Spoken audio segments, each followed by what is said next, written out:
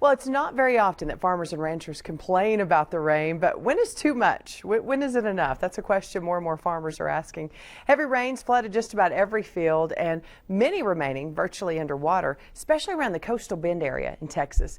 Now, according to the National Oceanic and Atmospheric Administration Climate Prediction Center, a long-awaited El Nino, or Southern Oscillation Enzo event, is the cause of so much rain across large areas in Texas this spring season. Still, a lot of warmer than average water below the surface in the upper 300 meters of the ocean. It's helping to ensure that the above average sea surface temperatures will continue for at least the next few months. And speaking of that, temperatures near average, more rain received in the last week, and soil moisture around here pretty adequate. Planting is delayed throughout most of the region with the wet conditions and frequent rains, easy for me to say, in the overcast conditions. They're contributing to wheat disease in our area. Delayed plantings, producers are considering a shorter season on some corn hybrids and perhaps adding more grain sorghum in their crop mix. We've been talking to that about the last couple of months. Cotton planting, it's expected to be short. Continued rainfall, the planting window, it's getting shorter for producers.